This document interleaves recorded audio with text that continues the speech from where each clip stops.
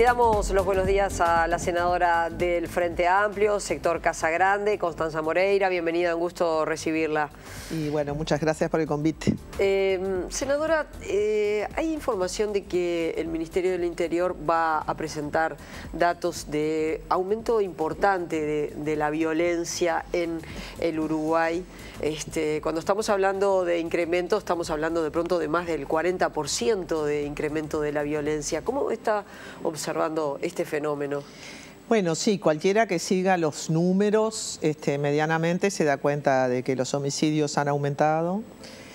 Teníamos unos 250 homicidios por año, ya el año pasado tuvimos 300 y algo. Estoy diciendo los datos así un poco de memoria y creo que ya van más de 200 homicidios en lo que va del año.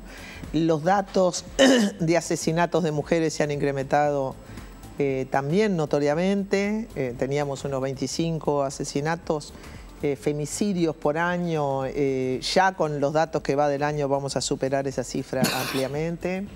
Aumentan las denuncias, pero este es otro fenómeno, es un fenómeno de registro y es un fenómeno de cuánto la gente denuncia. Me refiero a los hechos efectivos y tenemos un aumento de la rapiña también.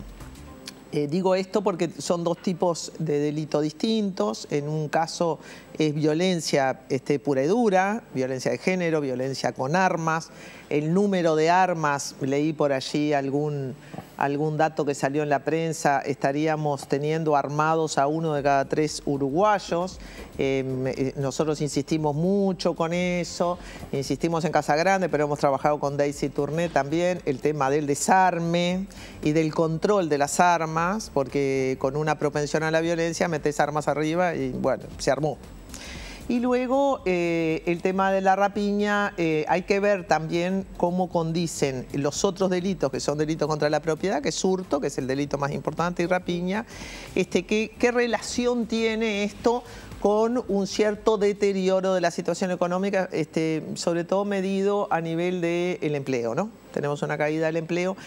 Hay dos correlaciones de las cuales la sociología y la economía dan cuenta, y es la correlación entre delito y desigualdad. Los países con mucha desigualdad tienen mucho más delito que los países con menos desigualdad, independientemente de la pobreza, delito y desigualdad, y la caída del nivel económico y el aumento del delito. Es decir, en el 2002 nosotros tenemos un pico de delito como resultado de la crisis económica. Entonces, hay que mirar esos números con cuidado. Nosotros estamos dando una dura lucha contra las modificaciones del Código del Proceso Penal que vienen a propósito del deterioro de los números. Nos parece que una cosa es la ejecución de la ley penal y otra es la ley penal, ¿no? Entonces, el tema del aumento del delito no está relacionado. Y esto lo ha dicho la Fiscalía, lo han dicho, bueno, hemos recibido a la Asociación de Magistrados, los defensores públicos, la Fiscalía, las cátedras de Derecho Penal. Todo el mundo está en desacuerdo con modificar el Código del Proceso Penal sobre texto de reducir el delito. Nos parece que las estrategias de prevención y combate al delito no tienen que pasar por una modificación de la ley penal del talante de la que está proponiendo el Poder Ejecutivo, que es volver a la prisión preventiva preceptiva, ¿no? Es decir, primero lo llevamos preso y después investigamos. Ahí está, para explicarle a la gente qué es. Primero lo llevamos preso y después investigamos. Ahora, particularmente cuando se impulsó este nuevo Código del Proceso Penal, se sostenía que el terminar con la prisión preventiva preceptiva era tal vez el mayor avance en lo que refiere a los derechos humanos en la legislación de nuestro país, porque se permitía investigar a una persona, demostrar en ese proceso de investigación que era culpable y recién allí llevarla a la cárcel. Ahora bien, se está hablando de delitos graves. ¿Cuánto siente usted que está pesando, además de los datos de la realidad, una sensación en la gente que la lleva a presionar, que la lleva a movilizarse sobre el sistema político, que ahora dice, en un código que aprobamos hace 7 meses, ya vamos por una modificación que es sustancial? Que es sustancial. Yo creo que sí, que la gente, la gente nunca es culpable. Sí, puede ser culpable de que la sociedad se haga más violenta, somos todos culpables de que la sociedad se vuelva más violenta, pero la gente no es culpable en el sentido de que uno está harto del delito y reclama mano dura. Eso va de suyo. Yo sobre eso, nada, podemos tratar de hacer un poco de de pedagogía sobre la seguridad pública. Decir a la gente, mire que si usted sigue pidiendo mano dura, un día le van a cercenar los derechos a usted. Ojo, ¿no? Ojo. Hay cosas que ni siquiera la policía las puede controlar. Mire, la violencia de género, no podemos tener un policía dentro de cada casa. Eso es evidentemente una violencia que se está produciendo en la violencia contra las mujeres y contra los niños y contra los viejos, sí, ¿no?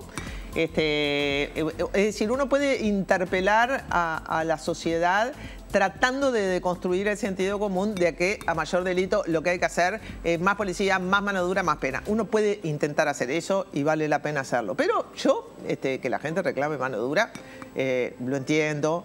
Entiendo que la gente cuando aumenta el delito, bueno, sale a pedir pena de muerte. Es una locura. La pena de muerte, mire, no puede ser por la Constitución. Por algo Larrañaga tiene que pedir una reforma constitucional para pedir lo que está pidiendo. En fin, vamos, lo que no puede hacer la política es responder en forma directa a un sentido común construido sobre la base de muchas cosas que están mal, que son falsas, que no están bien planteadas. Por ejemplo, ¿no? Como lo de la pena de muerte. Por ejemplo, si la gente piensa que va a combatir el delito poniendo pena de muerte, que es como volver para atrás, bueno, la política no puede responder directamente, la política tiene que responder inteligentemente. Entonces, hay un planteo político de pena de muerte, hay un planteo político de cadena perpetua revisable, por las dudas, porque si no podríamos confundir las cosas.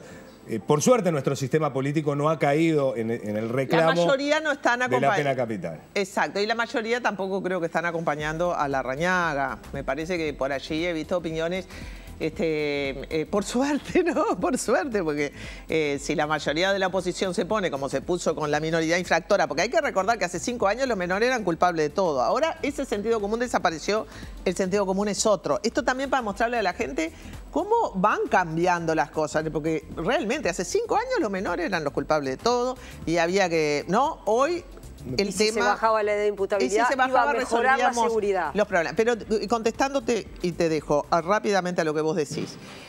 ¿Qué es lo que observaron todos los organismos internacionales y lo que cambiamos con la reforma del Código del Proceso Penal, que llevó 5 años? 5 años de discusión, se aprobó en el periodo pasado, se hicieron reformas en esto. Impedir que nosotros nos llevemos preso a la gente, mientras dura el juicio, allá está preso. ¿No? Mientras dura el juicio, está preso. Entonces, lo que se llaman presos sin sentencia. Cuando uno tiene una sentencia firme, además de que sabe que está preso por esa sentencia, después, vieron como en el caso de Lula, ¿no? Después de pedir apelación, de decir, se desencadenan un montón de procesos. Si uno no tiene sentencia, está en un limbo jurídico, pero está preso. Podría hasta ser inocente, pero está preso. Bueno, no han sido pocos los que han demandado al Estado por ser inocentes. Exacto. Entonces, bueno, tenemos el caso famoso, que es el caso de los peiranos, que estaban en prisión preventiva y la Corte Interamericana de la OEA dijo, los tienen que sacar, los tienen que sacar. Porque hay que liberarlos. Hay que liberarlos. A todo el mundo le cayó mal, porque una vez que tenés un preso de guante blanco, decís, bueno. Lo que pasa es que son presos que también pueden pagar ir a la Corte Interamericana. Miren que ir a la Corte Interamericana... Pero la inmensa mayoría de los presos son jóvenes y pobres. Claro, no pueden ir a la Corte Interamericana. Los que están presos son pobres y son jóvenes. El 80% tiene menos de 35 años. Son pobres y son jóvenes. La gente también se tiene que interiorizar de que hay una criminalización de la pobreza. Eso que se llama criminalización de la pobreza quiere decir los que están presos son los pobres. Entonces, cuando la verdadera criminalidad siempre tiene un cerebro arriba, ¿no? Para que funcione bien, es porque hay alguien con poder que está arriba. La trata de personas es eso, el lavado de activos, el narcotráfico siempre. Entonces, si vos no agarrás a nadie de cuello blanco y todo lo que agarrás son los pobres, es que también hay algo que está fracasando desde el punto de vista de la inteligencia del conjunto. Aunque tiene razón Lucía, que lo escuchaba ayer, que hay fenómenos para los que el Uruguay no estaba para nada preparado, que es la presión de la violencia global y la presión de la maldita política norteamericana de combate a las drogas, que esto hay que decirlo siempre, que sobre pretexto de defender a sus consumidores militarizó hacia abajo la seguridad pública de los países, porque ellos quieren defender a los norteamericanos, ¿no? Los latinoamericanos, que se embromen. Entonces, esa política de Estados Unidos, antes Colombia era el incendio, ahora el incendio es México, el incendio es Brasil. El incendio es Argentina, que era uno de los países más seguros del mundo, ¿no? Porque la política norteamericana... Pero termino diciendo esto. ¿Qué fue lo que hizo el Código de Proceso Penal? Decir, no, hay que darle una sentencia rápido. pero que tenga una sentencia. No puede estar preso sin sentencia. No puede el 70% de los presos estar presos sin sentencia. Entonces se hicieron dos cosas. El famoso juicio abreviado y el juicio oral, que determina más rápidamente, ¿no? Los tiempos son más cortos, etc. El juicio abreviado permite que para un montón de delitos menores, porque yo también creo que en la discusión sobre la opinión pública la gente no sabe bien algunas cosas. Por ejemplo, no sabe que la rapiña es inexcarcelable. La gente dice, entró y salió al otro día. No, si es una rapiña, no salió al otro día, porque la rapiña, la pena mínima son 4 años. El copamiento son 30 años. Las penas son disparatadamente altas en el Uruguay. Hay que hacer un poco de pedagogía con eso para decir, mire, el problema no es la cantidad de penas. Pero sabe que el ministro de la Suprema Corte, Jorge Echedía, que en una entrevista decía que contrariamente a lo que integrantes del sistema político dicen, no hay una inflación penal, sino todo lo contrario. Un preso, aunque haya cometido un delito grave, estudia y por estudiar se le disminuye la pena. Sí, básicamente que todo ese incremento de la pena está perforado por distintas herramientas que permiten a un delincuente cometer un delito y si bien se establece una pena en los hechos, a través del estudio y de otro tipo de beneficios. Esa es una posición política de Echediac, te quiero decir. Pero en los hechos no se da. Ojo, eso es una... Mire, por años de estudio, de lo que yo conozco, usted tiene 15 años y después de que terminó el liceo y entró a la facultad le descontaron 1. Digo, no es. Las perforaciones de las que habla Echediac para mí son mínimas. Las de años de estudio, las libertades anticipadas que la Suprema Corte de Justicia tampoco las da, ¿no? Y sin embargo son un derecho, pero no las está dando. Entonces, la posición de Echediac me pareció absolutamente política. Absolutamente política, mucho más que jurídica, mucho más que una pretensión de verdad sobre los hechos como son, es una posición política sobre la realidad. Yo políticamente puedo discutir con Echediac, pero bueno, Echediac es ministro de la Suprema Corte de Justicia y las perforaciones al sistema de las que él habla, yo diría que los jueces y los fiscales las tienen todas controladas, porque después de todo, ¿quién determina? ¿Quién determina una libertad anticipada? La determina el juez. Entonces, ¿la culpa la tenemos nosotros? Hay un debate siempre presente en cuanto a cuando se habla de violencia, cuando se habla de inseguridad, de delito, qué es lo que hay que atender, si las cuestiones sociales, si las cuestiones punitivas. Hay como una sensación en la sociedad y en buena parte del sistema político que la cuestión pasa por lo punitivo, la actuación de la policía, la actuación del Ministerio del Interior. Y hay quienes creen que en realidad de lo que hay que atender es los problemas sociales. Yo creo que es la integración de 3 dimensiones, no son dimensiones contrapuestas. Tenemos que tener una policía, yo diría, más inteligente que cruel, más eficaz que feroz, en un país de 3,5 millones de habitantes, ¿no? Si vos me decís tener que controlar 200 millones, no sé, pero con 3,5 millones de habitantes, más inteligente que cruel, más eficaz que feroz. Después, políticas sociales, sin duda, los países integrados, donde todo el mundo vive más o menos bien, los niveles de delincuencia son bajísimos. Lo mismo para la política de drogas, ¿no? Los países que tienen más despenalizada la droga, los delitos de narcotráfico no existen. O son muy menores. Estoy hablando de Holanda, estoy hablando, ¿no? Y después una cuestión cultural. No es solamente... Yo además no creo que sea política social, porque la pobre política social, ¿qué va a ser? No es política social, es política económica, señores. Dale con la política social, es política económica. Es trabajo o ingreso ciudadano. Es que si todo el mundo... Es la política de vivienda. La política de vivienda es determinante en toda esta ecuación, ¿no? Porque si yo tengo 150.000 personas viviendo en unos asentamientos así, entonces... Y la política de vivienda es una política específica. Es política de vivienda, es política social y es política económica. Es política económica. Es decir, si yo también hago el balance de mi querido gobierno en 15 años, yo digo, sí, disminuimos la pobreza, disminuimos la desigualdad, pero los ricos siguen tan ricos como antes o más, que son los que más piden por la inseguridad también, aunque son los pobres los que más sufren la inseguridad. Pero uno cuando escucha la demanda por inseguridad, parece una demanda de la clase media, pero no, señores, donde hay más inseguridad en los barrios pobres. Entonces, y la dimensión cultural que es, nosotros tenemos una oferta de violencia somos una oferta de violencia muy dirigida al morbo humano, ¿no? Al morbo, eso que si alguien le dice, mire, salió un cadáver en la playa, todo el mundo sale corriendo a ver el cadáver. Eso es el morbo, la morbosidad que es propia de la naturaleza humana. Bueno, tenemos una oferta de violencia increíble. Oferta de violencia a través de los medios, oferta de violencia a través del cine, de la película, de la serie, todas las seriales. Entonces, esa otra dimensión cultural, que yo no sé cómo se contrarrestra, no sé. Pero hay algo que hay que hacer desde chiquitos para la resolución no violenta de los conflictos, para no resolver las cosas trompadas. El feminismo ha hecho algo en la dimensión cultural, pero no alcanza. Tenemos poco tiempo, pero porque usted habló recién, ¿no?, del tema de política económica, y esto trae otra discusión que se viene ahora, ya está instalada y a partir del 30 cuando entre al Parlamento. El ministro de Economía ha dicho que no se pueden poner más impuestos, que cuando se piensa en poner impuestos se está pensando en aquellas inversiones que son, en definitiva, las que generan fuentes de trabajo. Yo personalmente al ministro de Economía le pregunté, y bueno, y se va a poder estar viendo esta noche a partir de las 21, qué trabajo da la soja, por ejemplo, ¿no? Porque uno de los sectores que quienes impulsan cobrar impuestos o cobrar mayores impuestos hablan de los sojeros. Él dice que la soja da trabajo directo e indirecto. Entonces hay una contradicción también difícil de resolver, porque si uno ve, la inversión privada ha bajado, la generación de empleo se ha convertido en un problema. Entonces, ¿cuál es el margen, a su criterio, que existe de poder aumentarle impuestos a esos sectores que pueden ser muy antipáticos a un gobierno de izquierda? Bueno, es una pregunta muy específica la que me haces.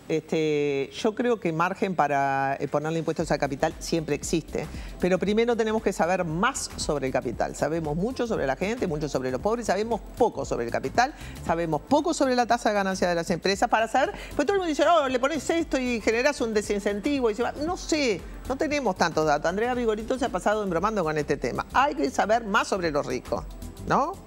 Hay que andar a hacerle una encuesta hogaria allá en Carrasco, ¿no? Está muy difícil. Hay que saber más sobre la riqueza. Todos los ingresos de capital siempre se tiran a menos. Pero margen para hacer imposición al capital siempre hay. En este sentido, todos, el impuesto al patrimonio, el impuesto a la concentración rural que fracasó. Pero ¿qué pasa? Las decisiones trágicas. Yo creo que la rendición de cuentas genera una especie de dilema del prisionero, una decisión muy difícil, porque por un lado Astori dice, no puedo aumentar el déficit fiscal, que ya lo tengo alto. ¿Qué está mirando? Está mirando a Argentina y Brasil, que tienen un déficit fiscal de 6, 7, 8%, y dice, bueno, nosotros más que bien estamos desacoplados de la región porque los números no cierran. Por otro lado, yo creo que para diseñar una política de incremento tributario no se puede hacer para esta rendición de cuentas, hay que pensarla bien, porque tienen que ser impuestos que funcionen y que te den plata. Una de las cosas que fracasó y que la impulsó el propio ministro Astori fue el impuesto a las altas jubilaciones militares. Eran 40 millones de dólares al año. Toda esta rendición de cuentas, todo el incremento del gasto de la rendición de cuentas son 100 millones de dólares. ¿Cuánto se necesitaría de ese dinero, dice usted? Por lo menos, bueno, ahí tenés uno de los grandes gastos. Los gastos del Estado, que también para informar bien, la mayor parte se van en pasividades, en salud, en educación y en el pago de los intereses de la deuda externa, por decirlo globalmente. Es decir, después lo que cobra la justicia, lo que saca el INAU, son 3 pesitos locos. Es salud, educación. Ahora, una parte grande del gasto de pasividades es el déficit de la caja militar. Son 570 millones de dólares al año. Mientras no se combata el problema, y por eso los militares ya están siendo quieren ser protagonistas ahora de esta elección, como no lo han querido antes, ¿no?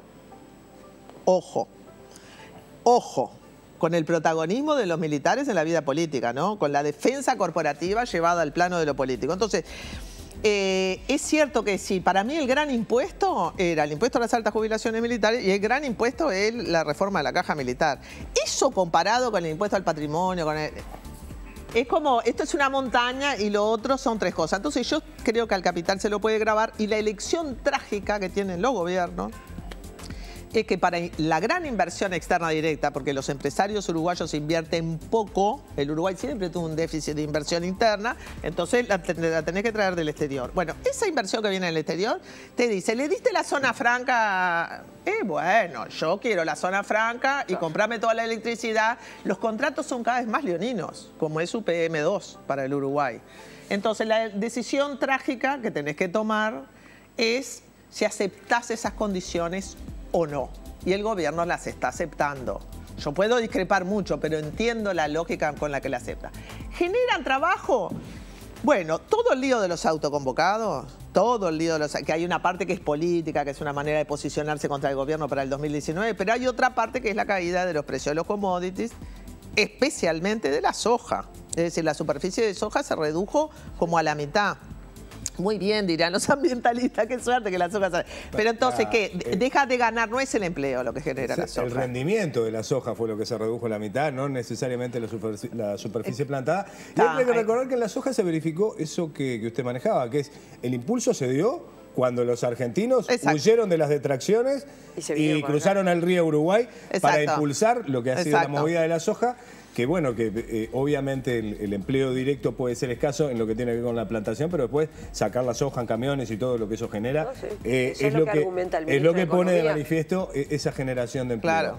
Pero es lo que genera de actividad económica en un país que pobre Uruguay también, ¿no? Porque dependiendo de la ganadería extensiva, prefiero el Uruguay de hoy que el Uruguay de la vaca, ¿no? Es decir, prefiero pelearme con los sojeros, con los arroceros, con los forestales, pero tener 4 o 5 actividades económicas que me sostengan el país que vivir de la ganadería extensiva y el lobby ganadero que sigue siendo muy poderoso en el Uruguay. Los grandes defensores de TLC para acá, TLC para allá, son los ganaderos, no tanto la agricultura del secano. Pero efectivamente, primero cayeron mucho los precios internacionales y como todos los alimentos se transformaron en mercancías y en commodity, que es algo que toda la gente de izquierda mira con preocupación del desarrollo capitalista, es decir, son bienes transables en el mercado financiero, ¿qué es lo que ha hecho de bueno el gobierno?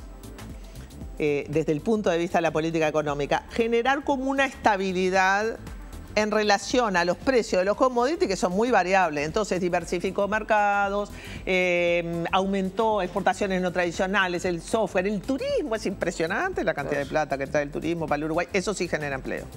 Eso sí genera empleo. La soja genera actividad económica allí donde no hay mucho para hacer.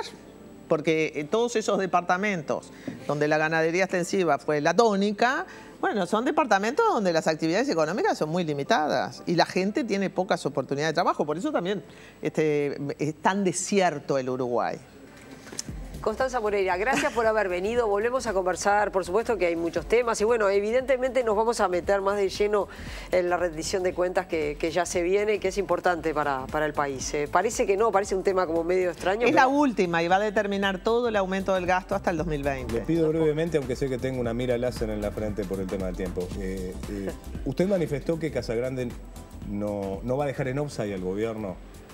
¿En la rendición de cuentas? No, claro que no. Primero porque si uno no vota la rendición de cuentas, deja al país sin rendición de cuentas. Quiere decir que todos los incrementos presupuestales que vienen para la educación, para la salud, para el sistema de cuidado, etcétera, no se darían. Pero sí vamos a pelear para tener recursos para la ley de violencia de género, muy importante.